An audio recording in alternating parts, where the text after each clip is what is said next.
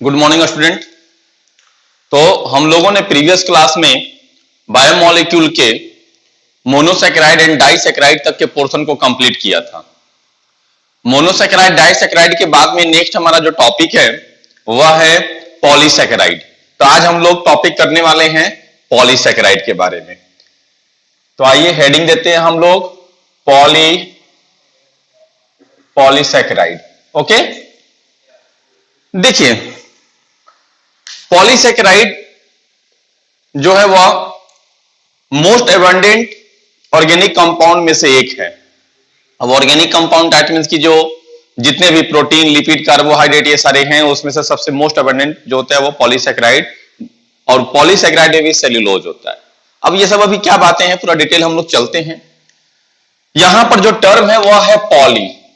यहां पर ये टर्म को समझिए, पॉली। पॉली का मतलब होता है मेनी, बहुत ज्यादा, एक, दो से ज्यादा, तीन से ज्यादा जो होते हैं तो उसके लिए पॉली वर्ड लगाते हैं। और उसके बाद है सैकेराइड। तो सैकेराइड मतलब शुगर, यानी जब बहुत सारे शुगर, मेनी शुगर अटैच, तो उसको कहते हैं हम लोग पॉलीसैकेराइड। जब बहुत सारे छोटे छोटे शुगर के यूनिट आपस में जुड़ जाएंगे तो उसी को कहेंगे हम लोग पॉलीसैकेराइड। ठीक है, अब आइए चलते हैं, बात करते हैं हम लोग पॉलीसैकेराइड के पूरा डिटेल बारे में चलते हैं। पहले तो समझिए कि नाम क्यों पड़ा पॉलीसैकेराइड। तो पॉलीसैकेराइड में बहुत सारे मोनोसैकेराइड के यूनिट जब आपस में जुड़ते हैं, जुड़ करके पॉलीमराइजेशन कराते हैं, उसको कहते हैं हम लोग पॉलीसैकेराइड। तो पॉलीसैकेराइड का मतलब पॉलीमर ऑफ मोनोसैकेराइड, यानी बहुत सारे शुगर, छोटे छोटे मोनोसैकेराइड जैसे glucose glucose glucose, 100 glucose, 1000 glucose आपस में जुड़ गया तो वह हो गया पॉलीसैकेराइड। ठीक है, तो पॉलीमर ऑफ मोनोसैकेराइड, इसी को कहते हैं पॉलीसैकेराइड। ठीक, पॉलीसैकेराइड को इट इज ऑल्सो कॉल्ड ग्लाइकन्स। तो इसी पॉलीसैकेराइड को ग्लाइकन्स भी कहते हैं। उसी के बाद में देखो, right end of polysaccharide is reducing and. तो जो राइट एंड होगा किसका, पॉलीसैकेराइड का, वो रिड्यूसिंग एंड होता है। And the left and is non reducing and. तो जो लेफ्ट साइड होता है वो नॉन रिड्यूसिंग, राइट साइड जो होता है वो रिड्यूसिंग एंड होता है। पॉलीसैकेराइड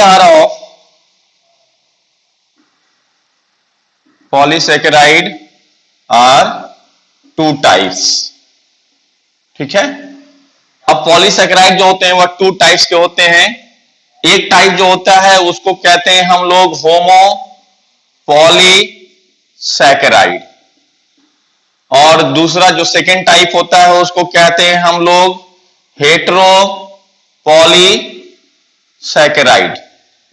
तो होमो पॉलीसैकेराइड एंड हेटेरो पॉलीसैकेराइड। अब इन्हीं को बारी बारी हम लोग देखेंगे। तो चलिए पहले, सबसे पहले देखते हैं डेफिनेशन किसका, होमो पॉलीसैकेराइड का।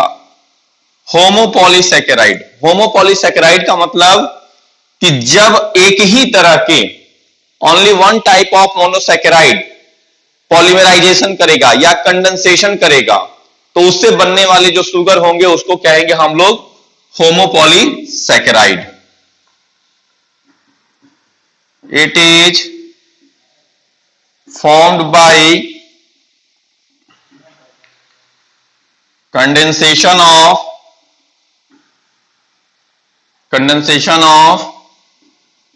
only one type of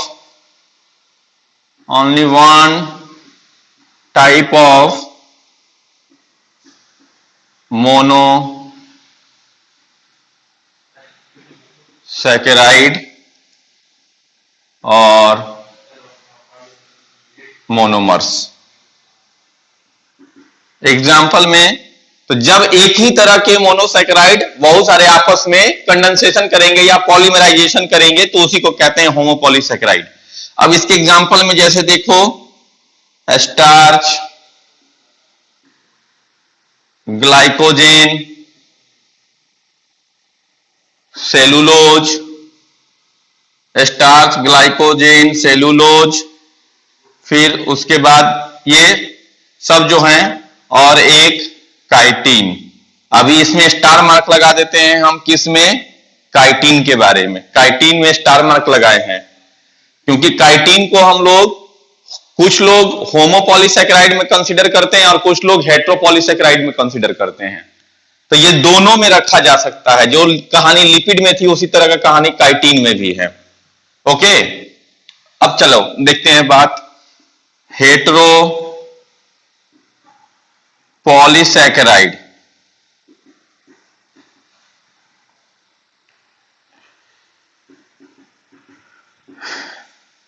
it is formed by condensation of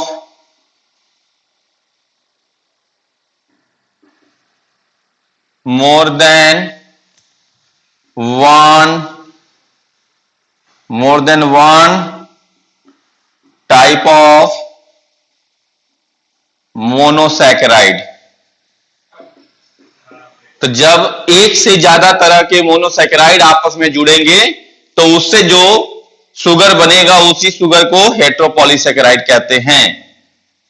जैसे एग्जाम्पल के रूप में एक कंपाउंड का नाम है हिपैरिन, HEPARIN, हिपैरिन। दूसरे का नाम है, एक एग्जाम्पल और है अगार पेप्टिडोग्लाइकन,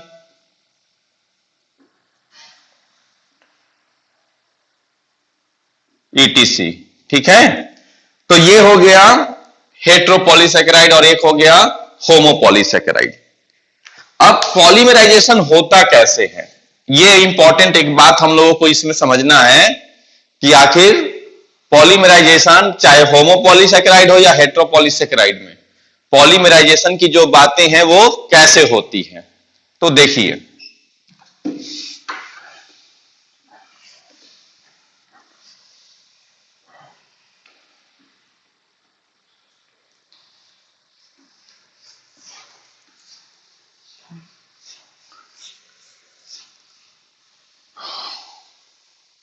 अब एक एक एग्जाम्पल लेकर के चलेंगे हम।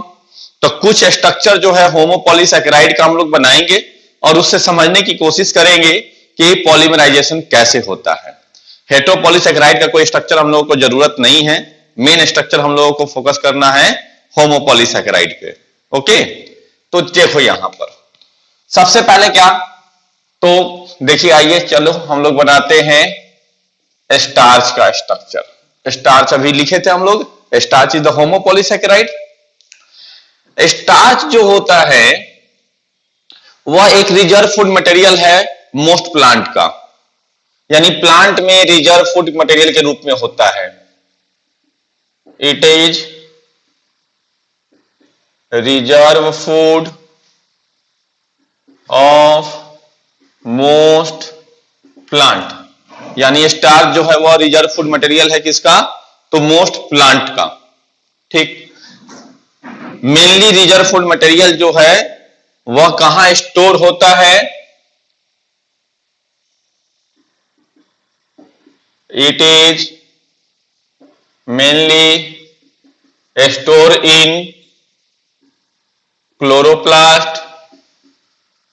अभी आप सेल के टॉपिक में क्लोरोप्लास्ट पढ़े होंगे बहुत मजे से, तो याद होगा क्लोरोप्लास्ट क्या है। तो आपसे क्वेश्चन भी पूछा जा सकता है, तो रिकॉल करेंगे उस चीज को। अगर नहीं भूल भी गए हैं तो फिर से उस चैप्टर के उस टॉपिक को निकाल करके देखिए कि क्या था क्लोरोप्लास्ट, वहां पे क्या क्या बताया गया था इसके बारे में। तो it is mainly store in chloroplast and leucoplast.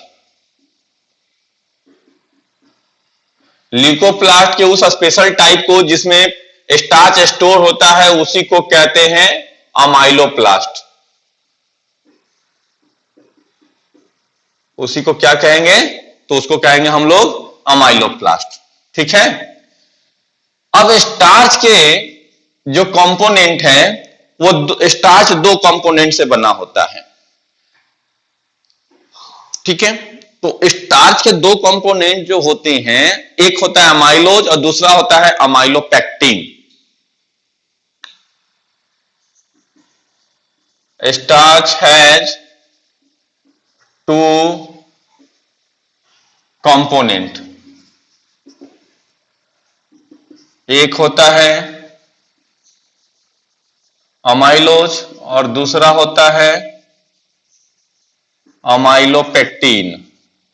Amylose जो होता है वो 20 to 30% तक रहता है और रिमेनिंग 70 to 80% तक कौन? तो अमाइलोपेक्टिन रहता है। अब कहीं कहीं पर जो कुछ कुछ ऐसे ग्रेन मटेरियल, ग्रेन फूड होते हैं जिसमें लगभग यह 90% तक चला जाता है। कौन? तो स्टार्च। और बाकी ऐसे जनरली जो है वह इस रेशियो में रहते हैं। अब अगर आप बात करेंगे अमाइलोज की, अमाइलोज जो है वह एक पॉलीमर फॉर्म है, straight polymer form of alpha 1,4 glycosidic linkage से ग्लूकोज का। यानी कि बहुत सारे ग्लूकोज एक लंबे चेन में, और वो ग्लूकोज कैसे जुटे रहेंगे? कल डाइसैकेराइड में आपने देखा था कि डाइसैकेराइड दो ग्लूकोज आपस में कैसे जुटे थे माल्टोज से?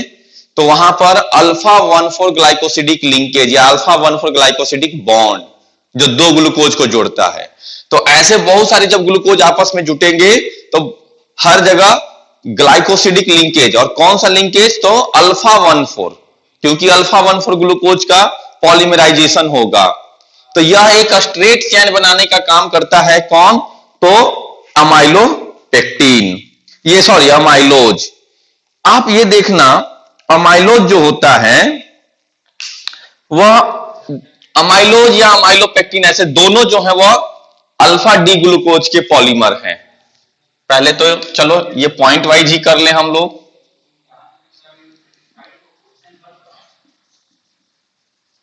Amylose and अमाइलो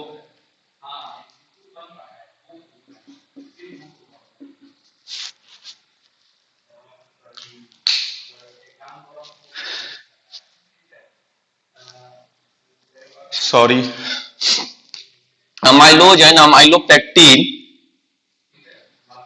are polymer of alpha D glucose. दोनों जो है वह किससे बने हैं? तो अल्फा डी ग्लूकोज से बने हैं।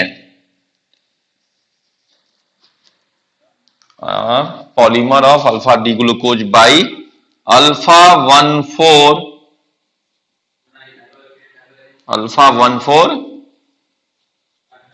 ग्लाइकोसिडिक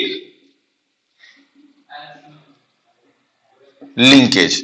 तो अल्फा 1,4 ग्लाइकोसिडिक लिंकेज से क्या होगा? ये बना हुआ रहेगा।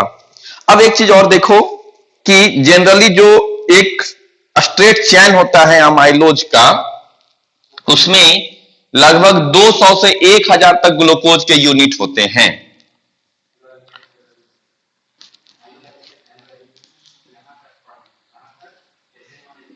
amylose has about 200 to 1,000 glucose unit in a straight chain। किसमें? अमाइलोज में। अमाइलोज का एक लंबा सा चैन होगा तो उसमें कितने? लगभग 200 से 1,000 ग्लूकोज के यूनिट रहेंगे। अब आइए देखिए, अमाइलोज जो होता है वह एक हेलिकल स्ट्रक्चर बनाता है। Amylose formed helical structure. तो अमाइलोज जो है वह एक हेलिकल स्ट्रक्चर को बनाएगा। अब उसके बाद में चलिए अमाइलोपेक्टिन के बारे में। तो अमाइलोपेक्टिन में एक लार्ज नंबर ऑफ ग्लूकोज के यूनिट होते हैं।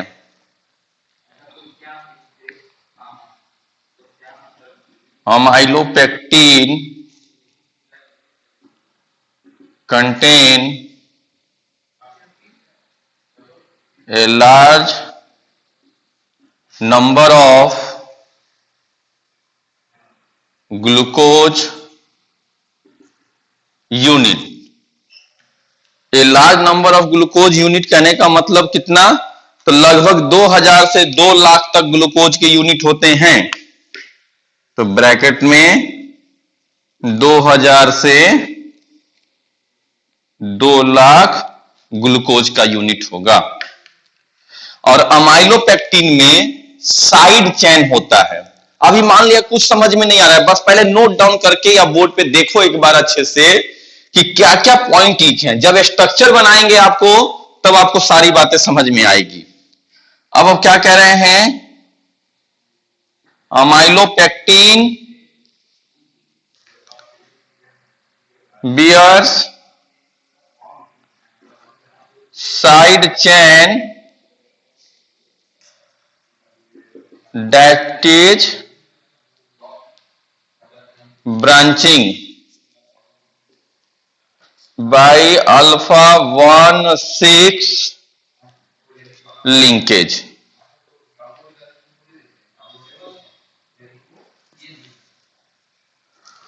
अब आइए भैया, अब अगर हम एक स्टार्च का स्ट्रक्चर बनाएंगे तो आपको उसमें समझने वाली बात क्या क्या रहेगी? समझने वाली बात रहेगी, 2 सबसे इंपॉर्टेंट बात होगी। पहला हम कह रहे हैं कि स्टार्च ग्लूकोज का पॉलीमराइजेशन है, और उस स्ट्रक्चर में हमें क्या क्या नोटिस करना है? तो उस स्ट्रक्चर में हमें सबसे पहले जो है वो नोटिस करना है अल्फा 1,4 ग्लाइकोसिडिक लिंकेज। तो अल्फा 1,4 ग्लाइकोसिडिक लिंकेज जो होता है वह कहां रहता है? तो पहले आप नोटिस करेंगे अल्फा 1,4 ग्लाइकोसिडिक, और दूसरा आपको ध्यान देना है अल्फा 1,4 ये अल्फा 1,6 लिंकेज या अल्फा 1,6 ग्लाइकोसिडिक लिंकेज। एक ही बात है, 2 अलग अलग चीजें नहीं है। अल्फा 1,4 ग्लाइकोसिडिक बोले या अल्फा 1,4 लिंकेज डायरेक्ट बोल दे, जैसे यहां पर हम अल्फा 1,6 डायरेक्ट लिंकेज लिख दिए हैं। एक ही चीज है, कोई अलग नहीं है। एक स्ट्रेट चेन को देखना है, दूसरा ये ब्रांच को देखना है। ये बात आपको अभी स्ट्रक्चर में नोटिस करना है अच्छे से। देखिए अब एक अगर हम स्ट्रक्चर बनाते हैं इसका,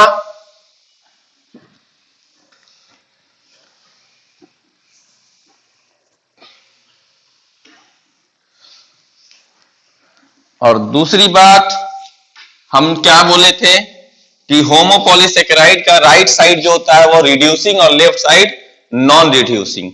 रिड्यूसिंग एंड नॉन रिड्यूसिंग का मतलब क्या होता है? रिड्यूसिंग का मतलब हुआ कि जो रिएक्शन कर सकता है, दैट मींस कि जो क्यूप्रिक आयन को क्यूप्रस आयन में कन्वर्ट कर सकता है। ठीक है, अब आइए स्ट्रक्चर को हम लोग देखते हैं। ओके, चलो देखिए स्ट्रक्चर अगर हम लोग स्टार्च का करते हैं तो हमारा स्टार्च का स्ट्रक्चर जो है वह कुछ यूं इस तरह से रिप्रेजेंट होगा। अभी क्या बोले थे हम कि पॉलीमर ऑफ ग्लूकोज, तो ग्लूकोज के हमें बहुत सारे स्ट्रक्चर को बनाने होंगे।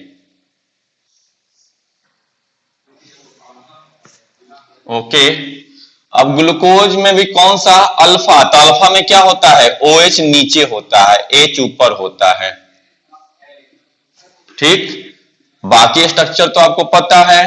थर्ड पोजीशन पे OH ग्रुप ऊपर और H नीचे, फिर H OH यहां पर CH2OH और ये H, एक ग्लूकोज बन गया, अल्फा डी ग्लूकोज बन गया। फिर ग्लूकोज बनाएंगे।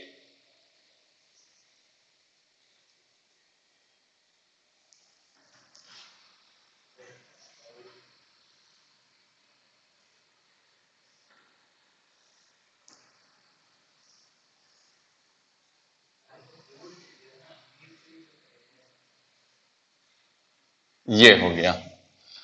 अब यहां पर आइए, फिर से H OH H OH H sorry OH यहां ऊपर और ये H OH CH2OH और H, दूसरा ग्लूकोज बन गया।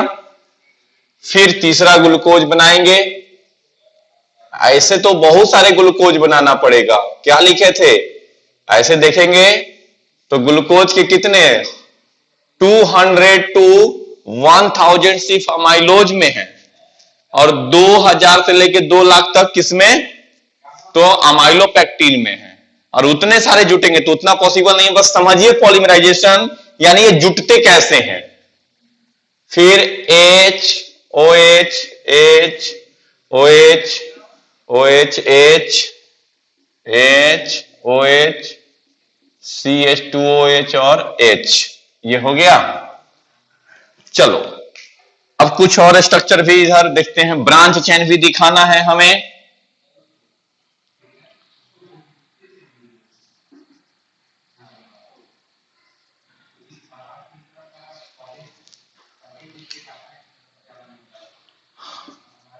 CH2OH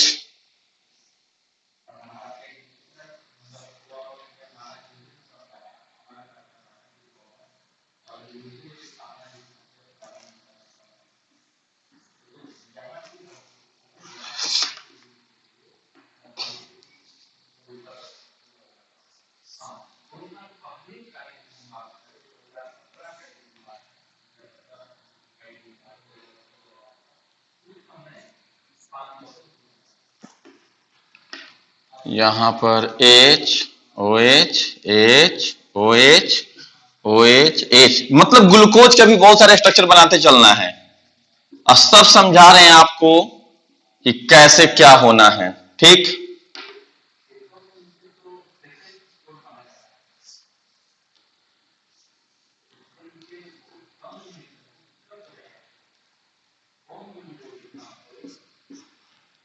ये H OH H OH H OH H,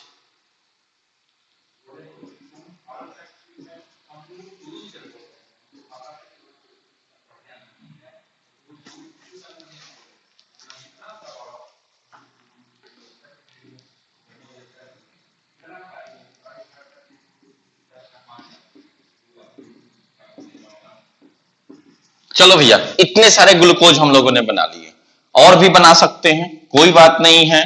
ठीक है, चलो और एक और दिखा देते हैं आपको।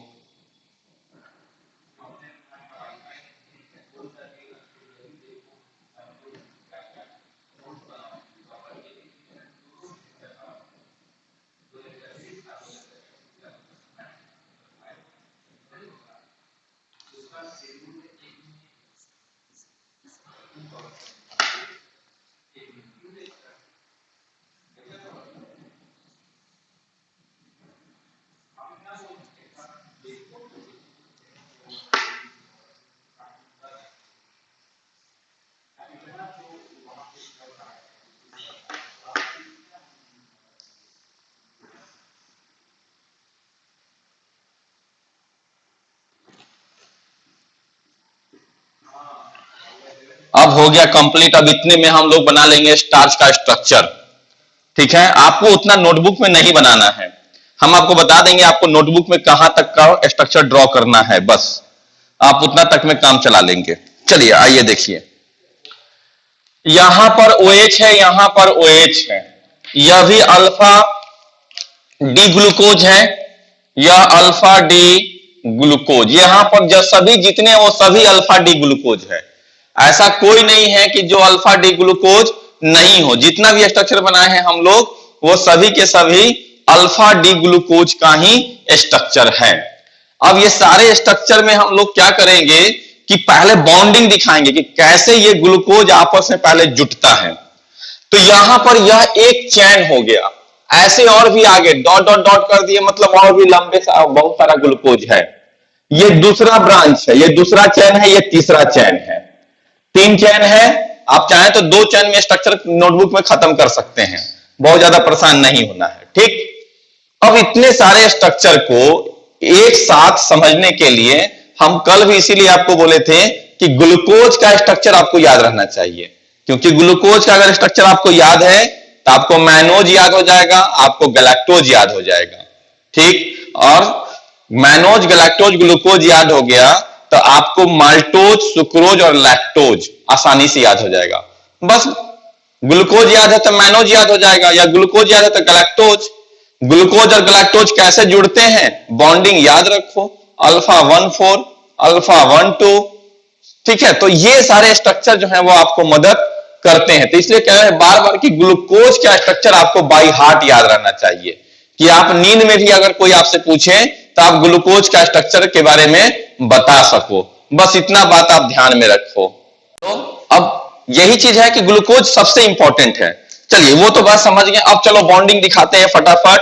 यहां पर OH, यहां पर OH, ये क्या करेगा, एक H2O को रिलीज करा देगा, यानी यहां से एक, ये यहां से रिलीज हो जाएगा H2O, क्या बच गया, ऑक्सीजन। उसी तरह यहां से भी क्या होगा, एक H2O रिलीज हो जाएगा, तो क्या बच गया, ये ऑक्सीजन, ठीक। यहां से इतना तक। अगर इधर नहीं बॉन्डिंग है तो ये इसी तरह छोड़ देंगे। अब आइए इनकी बॉन्डिंग दिखाना। तो H2O जब यानी पानी निकल गया तो पानी को हटा दीजिए यहां से, ये पानी बन के निकल गया यहां से भाई। अब बचा हुआ यहां पर क्या है, ऑक्सीजन। तो ये ऑक्सीजन क्या कर लेगा, ये ऑक्सीजन इन दोनों के बीच में इस तरह से बॉन्डिंग करा देगा। ये ऑक्सीजन इन दोनों के बीच में बॉन्ड करा देगा, जोड़ दिया दोनों को, एक ऑक्सीजन से दोनों जुट गए। उसी तरह यहां पर भी आप क्या करो, इसको रिलीज करा दिए, पानी बन के निकल गया, तो मतलब यहां पे जो सिंगल ऑक्सीजन था इन दोनों को जोड़ दिया, जुट गया ये। अगर आगे भी रहेगा तो वो भी इसी तरह से जुड़ते चला जाएगा, जुड़ते चला गया मतलब, तो यही इसी बॉन्डिंग का नाम है अल्फा, क्योंकि यह भी अल्फा शुगर है, यह भी अल्फा शुगर है। अल्फा कैसे पहचानते हैं, जब OH ग्रुप नीचे हो, तो इसका भी OH नीचे था और इसका भी OH नीचे था, तभी तो इस तरह से बीच में ऑक्सीजन आया है। अब अल्फा और बॉन्डिंग किसके बीच में, नंबरिंग कीजिए, 1 2 3 4 5 और ये 6 कार्बन। इधर का नंबरिंग कीजिए, 1 2 3 4 5 और ये 6। यहां पे ये जो कार्बन की, ये ऑक्सीजन जो जुटा है इस कार्बन से, वो पोजीशन कौन सा है, 4th। और इधर जो ऑक्सीजन जुटा है इस कार्बन से, उसका पोजीशन कौन सा है, 1।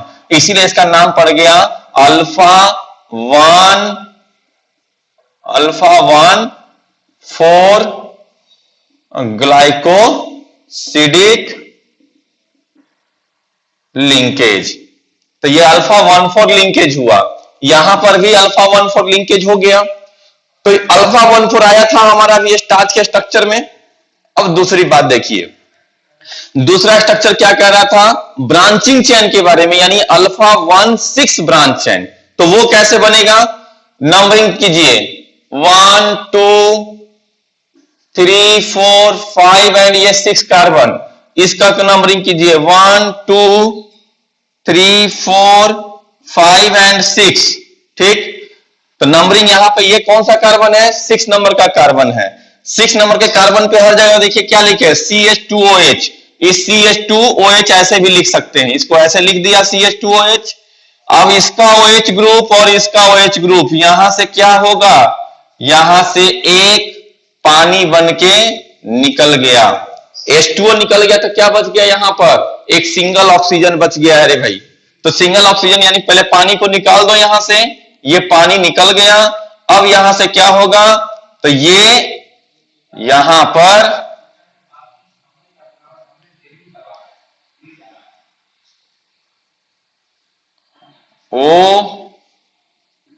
CH2 हो गया, यहां पर CH2 जैसे यहां पर रहता है ना, वही CH2 है ये, और इसका OH और इसका एक H रिलीज होकर H2O बन गया। तो क्या बच गया दोनों के बीच में, एक ऑक्सीजन। तो ये ऑक्सीजन दोनों को जोड़ दिया, इसी को कहते हैं हम लोग अल्फा 1,6 ब्रांच चैन या अल्फा 1,6 लिंकेज। यानी ये लिंकेज का नाम क्या हो गया, अल्फा 1,6 लिंकेज, यही हो गया।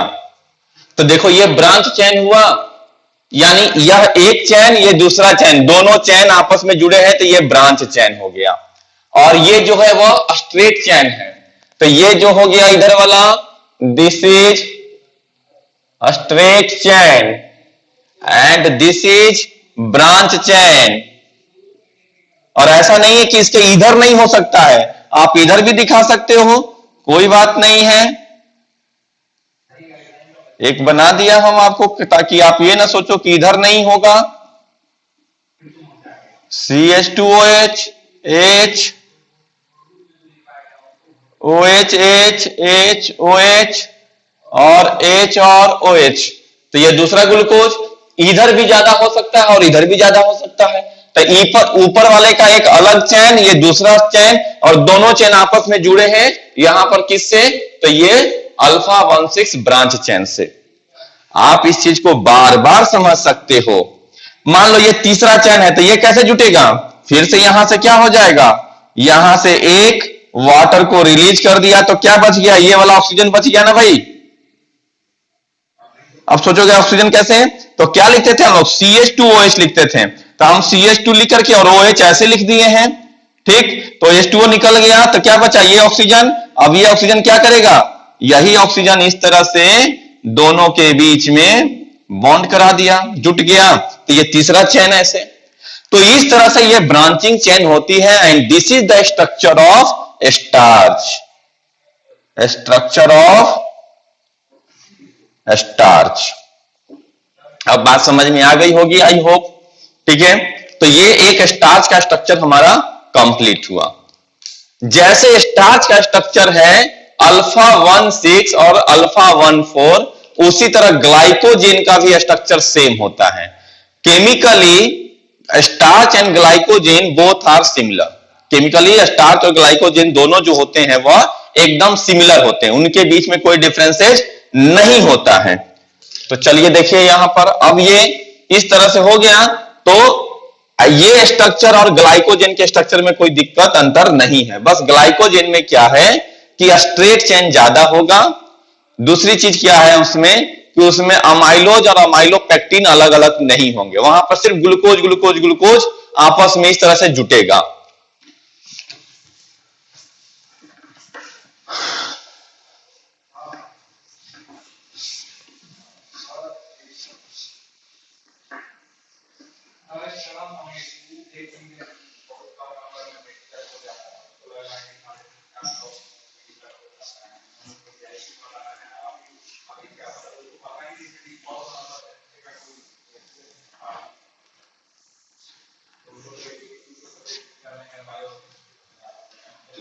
चलिए अब हमें नेक्स्ट हेडिंग दीजिए आप, ग्लाइकोजेन। तो ग्लाइकोजेन जैसे स्टार्च जो है वो रिजर्व फूड मटेरियल होता है किसका, प्लांट का, उसी तरह glycogen is the reserve food material of animal, bacteria and fungi. तो glycogen it is reserve food material of reserve food material of, तो एनिमल,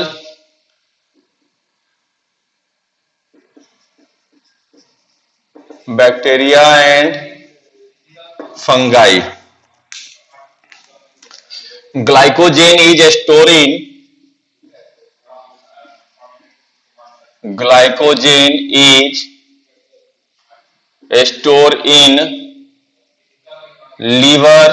ग्लाइकोजेन कहां स्टोर होता है, तो लीवर में, अप टू 0.1 ग्राम, 0.1 kg। तो लगभग 100 ग्राम तक सिर्फ ग्लाइकोजेन जो है वह हमारे लीवर में स्टोर रहता है, store in liver and muscles. तो ग्लाइकोजेन जो है वह लीवर और हमारे मसल्स में क्या रहता है, स्टोर होकर के चला जाता है। अब एक चीज और देखो, ये हमारे लीवर और मसल्स में तो होता है, और ये एक्चुअल में लगभग 30,000 ग्लूकोज के यूनिट से ये बना होता है। कौन? ये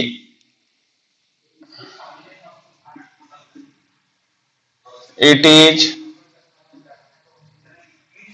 formed by up to around या about formed by about 30,000 glucose unit. फिर it has both alpha 1,4 and alpha 1,4 linkage and alpha 1,6 branch चैन। अब देखिए आप, अल्फा 1,4 अल्फा 1,6 इसमें भी होता है और अल्फा 1,4 अल्फा 1,6 ब्रांच चैन वहां भी होता है, बस ये स्टार से पॉलीमराइजेशन थोड़ा ये छोटा दिखाता है। It is chemically similar to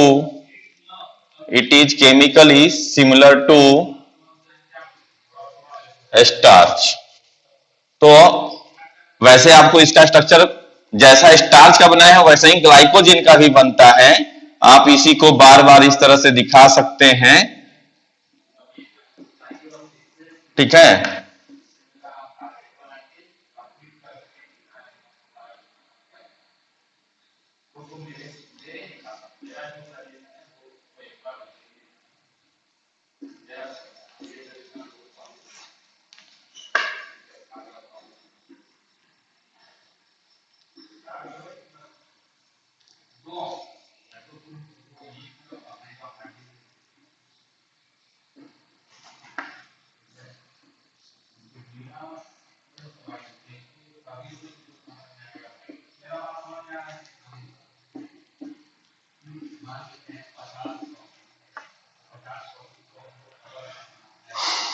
अब आप जानते हो हर जगह वही चीज होगा, आप समझ रहे हो, सब ग्लूकोज का ही स्ट्रक्चर है।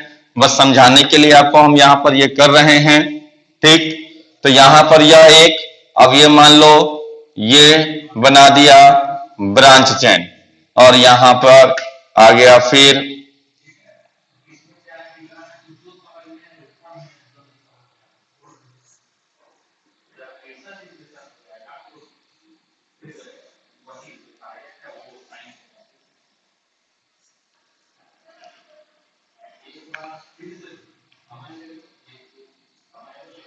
यहां पर एक ग्लूकोज, ठीक है।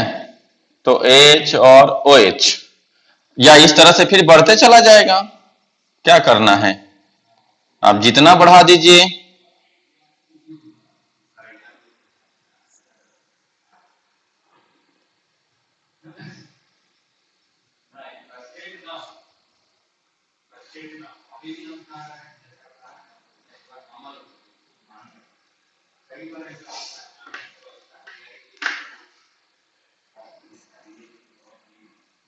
तो इस तरह से पॉलीमराइजेशन बढ़ते चला जाएगा। देखो यहां पर, तो ये जितने भी दिख रहे हैं वह अल्फा 1,4 है और यहां पर अल्फा 1,6 है। तो जो चीज स्टार्च में था वही चीज यहां पर ग्लाइकोजन में, और हम फिर यहां पर लिख चुके हैं it is chemically similar to starch. बस ग्लूकोज के यूनिट का अंतर होता है स्टार्च और ग्लाइकोजन में, बहुत ज्यादा का डिफरेंस नहीं रहता है। इवन सेलुलोज में भी आपको बताएं, सेलुलोज भी ग्लूकोज का ही बना हुआ है। तो स्टार्च भी ग्लूकोज का बना होता है, ग्लाइकोजन भी ग्लूकोज का बना होता है और सेलुलोज भी ये ग्लूकोज का बना होता है। बस उनके ब्रांचिंग चेन और उसके पॉलीमराइजेशन का अंतर होता है। और हम एक चीज और बात को क्या बताए थे कि जो राइट एंड होता है, यानी इसका ये लास्ट वाला जो एंड होता है ये राइट हुआ और ये क्या हो जाएगा, तो राइट एंड जो होता है वह रिड्यूसिंग होता है, ओके। और जो लेफ्ट एंड है वह, यानी यहां पर जो H और OH होगा वह नॉन रिड्यूसिंग होगा। यानी ये OH रिएक्शन नहीं कर सकता है लेकिन ये OH रिएक्शन करेगा, तो इसीलिए वह रिड्यूसिंग और ये नॉन रिड्यूसिंग। तो यहां तक ग्लाइकोजन की भी बात जो है वह हमारी कंप्लीट हो गई। अब आइए देखते हैं हम लोग। तो नेक्स्ट सेलुलोज को, ठीक है।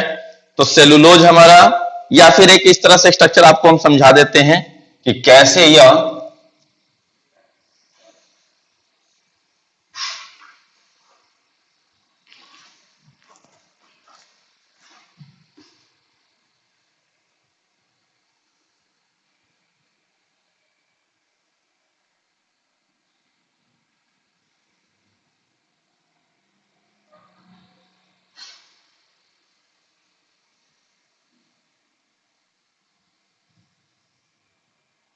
आप चाहें तो ये स्ट्रक्चर भी अपने नोटबुक में नोट डाउन कर सकते हैं।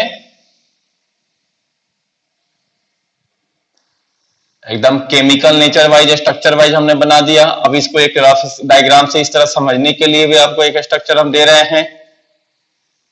अब ये देखो, ये जो स्ट्रक्चर है यह है अमाइलोज का। अमाइलोज में कोई ब्रांच चेन नहीं आया है सब ये, और हम क्या बोले थे कि ये हेलिक्स यानी हेलिकल लाइक स्ट्रक्चर है। तो अमाइलोज हेलिकल लाइक स्ट्रक्चर बनाता है।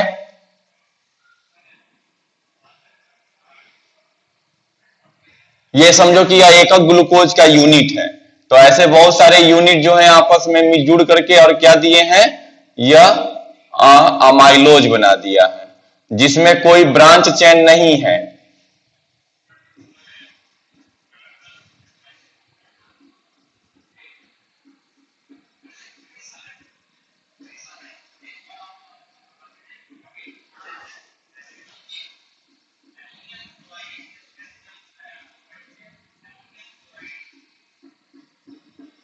ठीक। अब आइए, अब एक हमारे स्ट्रक्चर बनता है अमाइलोपेक्टिन का। ये अमाइलोज एक अमाइलोपेक्टिन का स्ट्रक्चर।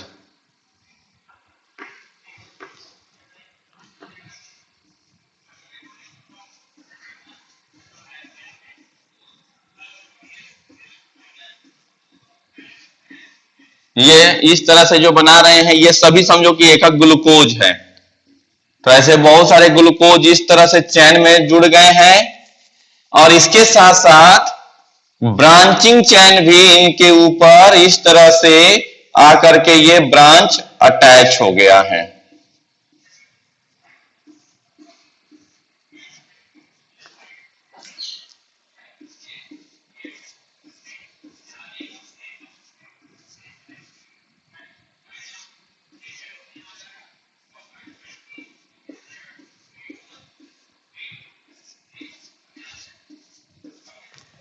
ठीक है, ओके। तो ये इस तरह से जो ब्रांच चेन आया है, एक रफ समझाने के लिए आप इस तरह से भी समझ सकते हैं।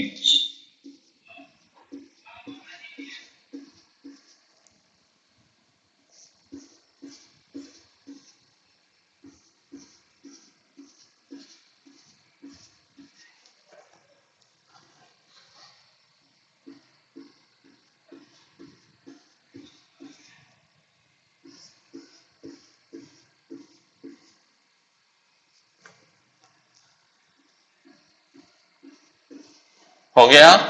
तो ये सब ब्रांच के रूप में है, यह एक चैन, और इस चैन से यह ब्रांच चैन, ये दूसरा ब्रांच चेन जुटा हुआ है। तो इस तरह से ब्रांच चैन, यानी ये हो गया amylopectin. This is the amylopectin. अब एक ग्लाइकोजेन का स्ट्रक्चर देखेंगे कि अगर इसी तरह से ग्लाइकोजेन रिप्रेजेंट करना रहे या स्टार्च रिप्रेजेंट करना रहे तो कैसे। तो उसमें दोनों चीज हो जाएंगे, यानी ये हेलिकल स्ट्रक्चर भी और ये ब्रांच वाला भी दोनों अटैच हो गए। तो आइए देखते हैं, नाम हटा दिए हैं, यह है अमाइलोपेक्टिन।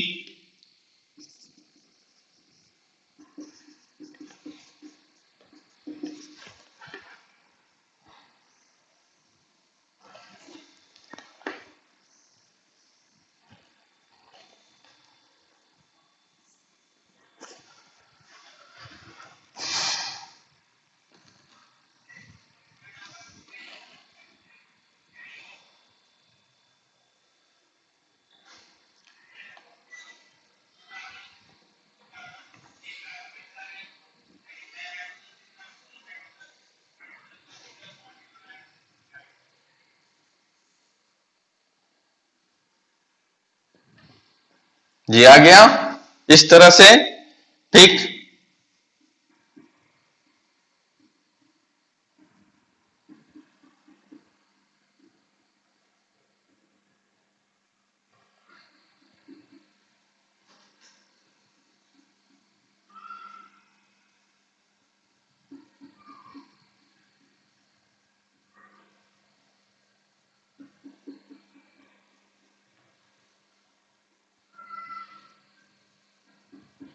हो गया, ठीक। अब देखो, अब इसके ऊपर अमाइलोपेक्टिन को जोड़ देते हैं। ये इस तरह से भी जुड़ सकता है अमाइलोपेक्टिन।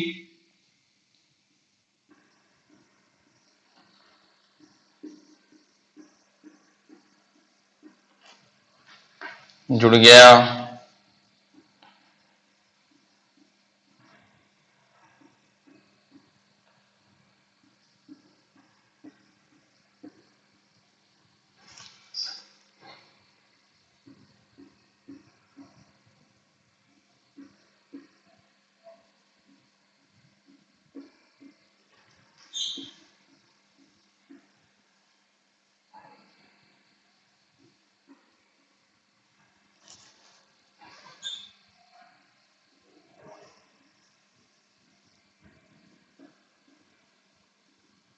हो गया। तो दिस इज द ग्लाइकोजेन। आप स्टार्च भी बोल सकते हैं इसको। हो गया ये ग्लाइकोजेन का स्ट्रक्चर। तो ये हो गया आपका अमाइलोज, ये हो गया अमाइलोपेक्टिन, और दोनों मिलकर के तो या तो स्टार्च या ग्लाइकोजेन, यानी दोनों में अल्फा 1,4 अल्फा 1,6 का ब्रांच चेन होता है। तो इस तरह से ये हमारा ये पूरा स्ट्रक्चर आप देख लीजिए। अब आप देखिए, आइए हम लोग चलते हैं सेलुलोज के बारे में। किसको? तो सेलुलोज। सेलुलोज आप जानते हो कि मोस्ट अबंडेंट, जैसा कि हम बोले थे आपको कि सेलुलोज जो होता है वो मोस्ट अबंडेंट होता है ऑर्गेनिक सब्सटेंस में और या बायोस्फीयर पे।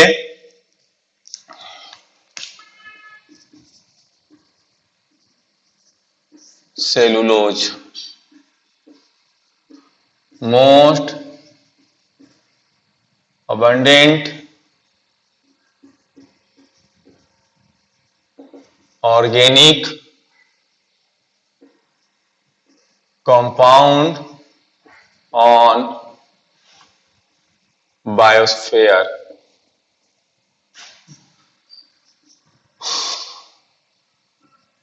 Cellulose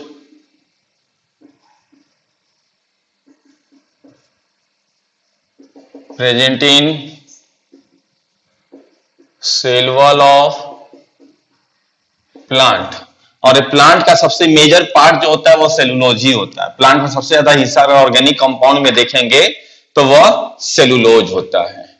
और it is polymer of, it is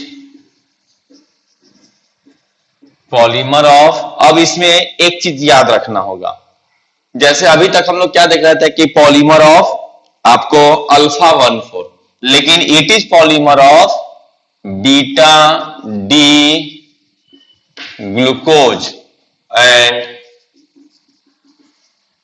it has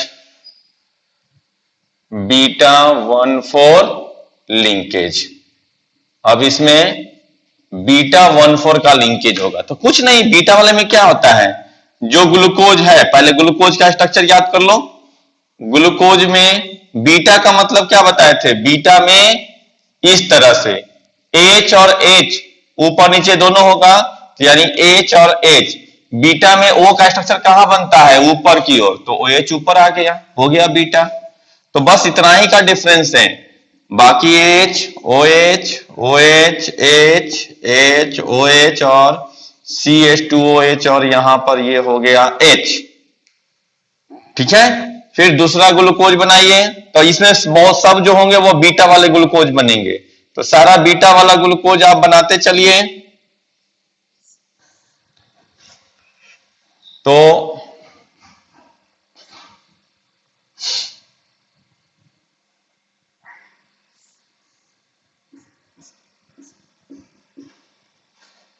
क्योंकि जितने भी होंगे वह सभी में आपको ये चीज आपको दिखाते चलना है, ठीक है। अब आइए, ये दो, ये हो गया, फिर थोड़ा और डिस्टेंस ले लेते हैं हम लोग समझने के लिए।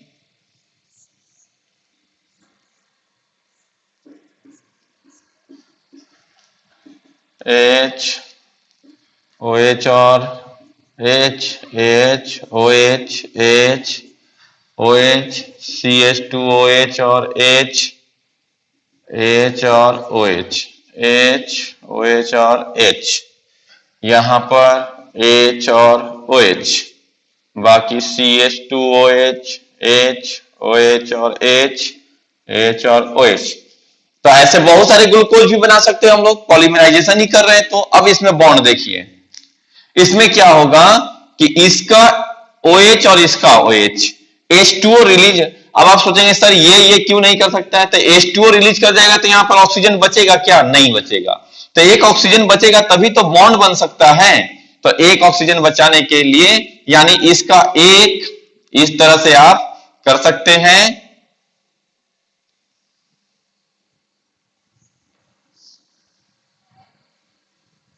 यहां से क्या रिलीज हो गया, H2O, क्या बच गया, ये वाला ऑक्सीजन। तो अब निकाल दीजिए इसको,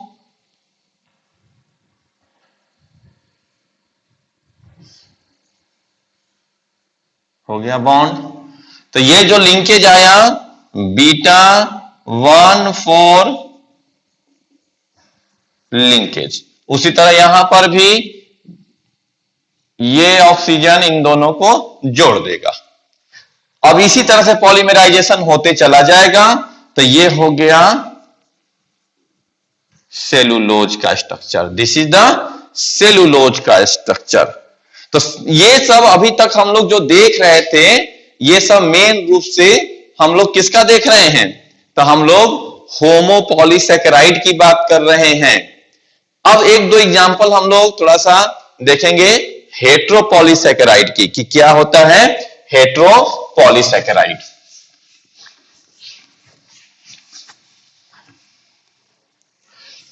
तो अब हेडिंग देना है हम लोगों को क्या, हेट्रोपॉलीसैकेराइड के बारे में। तो चलिए, ये हुआ हेट्रोपॉलीसैकेराइड।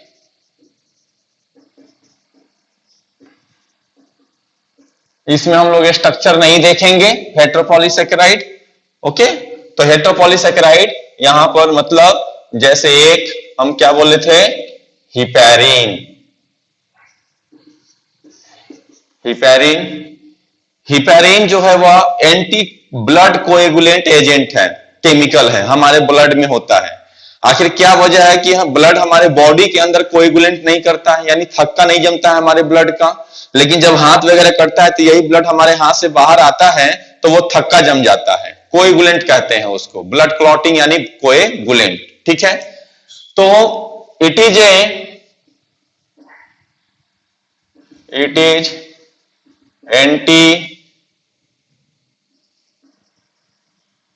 एंटी कोएगुलेंट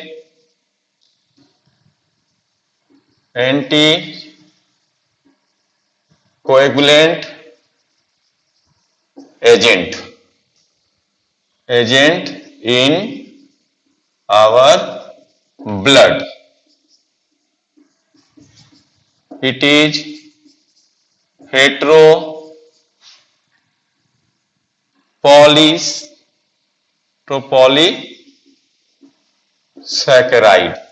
अब आप सोच रहे होंगे तो कि हेट्रोपॉलीसैकेराइड ये कैसे है सर। हेट्रोपॉलीसैकेराइड में एक हमने कैरेक्टर आपको दिया था कि हेट्रोपॉलीसैकेराइड का मतलब क्या हुआ कि जो एक से ज्यादा तरह के मोनोसैकेराइड से मिलकर के बना हुआ है। तो ये बना हुआ है, it is made up of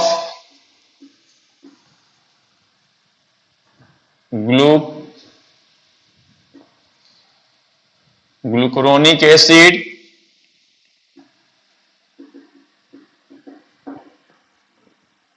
अब आप सोचेंगे मान ग्लूकुरोनिक एसिड क्या है, तो उतना भी आपको कंफ्यूजन होने की जरूरत नहीं है। ग्लूकुरोनिक एसिड मतलब यह भी एक ऑर्गेनिक कंपाउंड है, सबका स्ट्रक्चर हमें नहीं जानना है। And glucosamine. ये अलग है, ये अलग है, और ये दोनों आपस में किस तरह से अटैच होते हैं? तो ये भी अटैच होते हैं अटैच्ड बाय अल्फा 1,4 लिंकेज। बस हो गया। उस तरह से आप देखो काइटिन। काइटिन जो है वो हम बता रहे हैं आपको कि chitin some consider it is hetero polysaccharide and some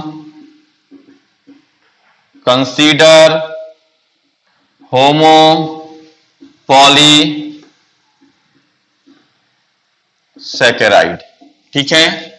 chitin कहां होता है? तो chitin present in cell wall of fungi and exoskeleton of arthropoda में। ठीक है। जैसे कॉकरोच वगैरह को अगर आप कभी पैर के नीचे दबा के मारेंगे तो उसमें चट से कुछ टूटने की आवाज आएगी। तो वो जो टूटने की आवाज आती है क्योंकि वो उस कॉकरोच का जो ऊपर का जो बॉडी का एक्सोस्केलेटन पार्ट है वह आर्थ्रोपोडा होता है। एक्सो का मतलब होता है बाहरी और स्केलेटन का मतलब बोन। तो उसका जो बाहरी का स्ट्रक्चर का जो बोन है वह किसका बना होता है? काइटिन का बना होता है। ठीक है। अब ये देखो कि chitin is the polymer of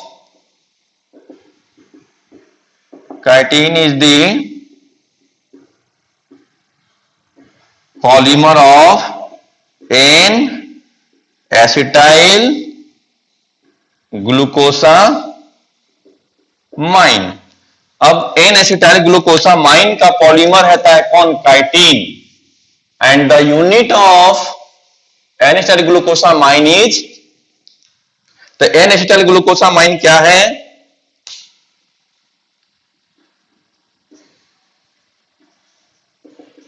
the unit of N acetyl glucosamine is glucose with nitrogen. ठीक है। तो ग्लूकोज जो होगा वह नाइट्रोजन के साथ में रहेगा। अब आइए इसका पॉलीमराइजेशन देख लेते हैं। अब इसको क्यों कुछ लोग होमो में पॉलीसैकेराइड में रखते हैं और कुछ लोग इसको हेट्रोपॉलीसैकेराइड में रखते हैं। वजह क्या है इसकी? देखिए स्ट्रक्चर जो है वो हम लोग बनाते हैं और देखते हैं कि क्या है इसके पीछे का वजह। यह एक ग्लूकोज हुआ और यहां पर CH2OH और HOH H H3COCHN, यहां से H3COCHN। देखिए ये nitrogen containing compound with nitrogen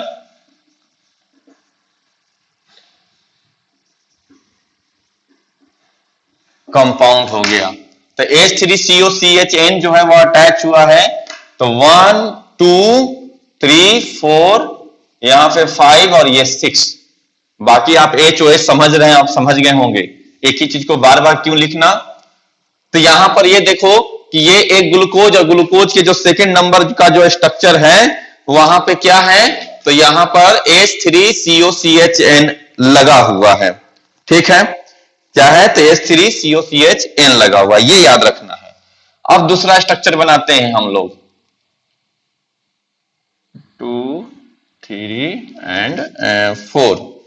एक और स्ट्रक्चर तो 4 एंड उधर हो जाएगा। इसी को हमें उल्टा कर देना है। ये जो हमारा ग्लूकोज का जो स्ट्रक्चर है उसको हम लोग क्या करेंगे? उल्टा कर देंगे। तो उल्टा कर देंगे इस तरह से। तो आप इस तरह से इसको बना सकते हैं। इसमें इंक नहीं है, इसको देखते हैं हम लोग चला के। यस, ये चला।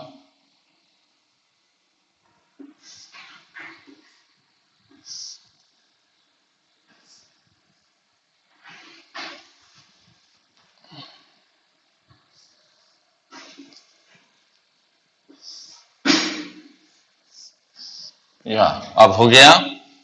अब यहां से ये नंबर 1 यहां से अब लेंगे 1 2 3 4 5 और ये CH2OH, तो ये हो गया 6, ये है 1 और ये हो गया 4।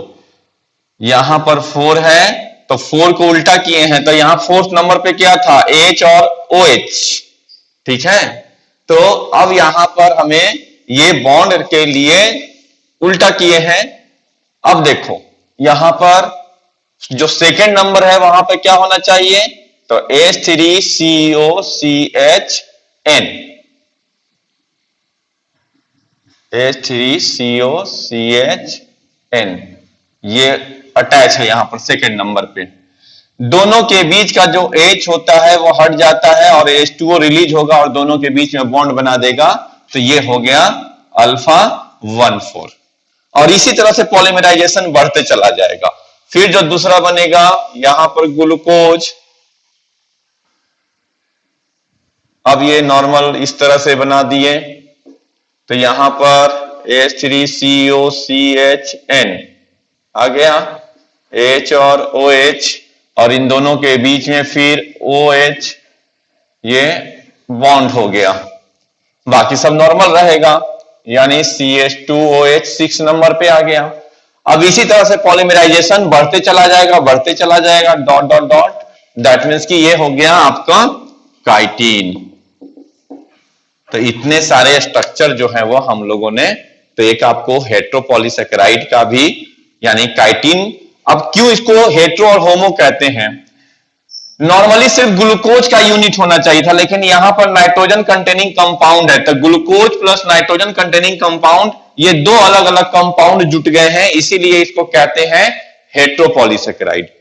तो होमो को क्यों, तो सभी के सभी जो है वह एन एसिटाइल ग्लूकोसामाइन के यूनिट आपस में जुड़े हैं, तो ये यूनिट सभी यूनिट आपस में सिमिलर है, तो उसके बेसिस पर इसको हम लोग होमोपॉलीसेकेराइड कहते हैं। और कंपाउंड के बेसिस पर चलेंगे तो यह हेट्रोपॉलीसेकेराइड हो जाएगा। तो यही डिफरेंस होता है इसको दो अलग अलग चीज में कंसीडर करने का। ओके, अब आइए एक हेमीसेलुलोज।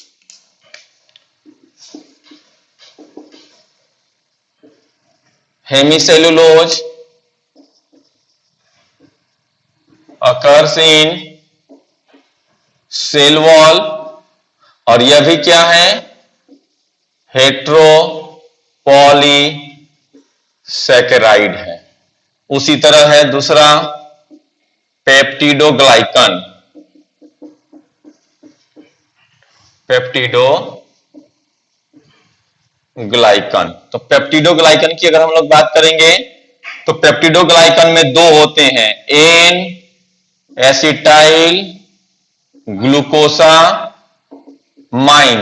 आप लोग जरा बैक्टीरिया के चैप्टर को खोलिएगा, बैक्टीरिया के चैप्टर के सेल वॉल को देखिएगा कि bacterial cell wall is made up of N acetyl glucosamine and N acetyl muramic acid. Okay, N acetyl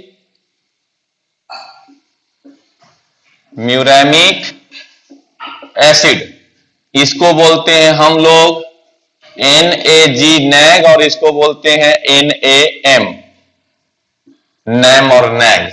यही दोनों मिलकर के कहलाते हैं पेप्टिडोग्लाइकन, जो जनरली क्या है, तो सेल वॉल ऑफ बैक्टीरिया। तो ये सब एग्जाम्पल हो गए आपको हेट्रोपॉलीसेकेराइड के। तो ग्लूकोज का ये कार्बोहाइड्रेट का टॉपिक हमारा कंप्लीट हो गया है। अब नेक्स्ट क्लास में हम लोग लिपिड या प्रोटीन कुछ भी स्टार्ट करेंगे। आप प्रोटीन को एक बार अपने नजर से बुक में, किसी बुक में हो, कोई भी रेफरेंस बुक हो, तो उसमें एक बार पढ़ के आइए कि प्रोटीन क्या होता है। तो हम लोग नेक्स्ट क्लास से प्रोटीन ये स्टार्ट करेंगे। ओके। चलिए, थैंक यू।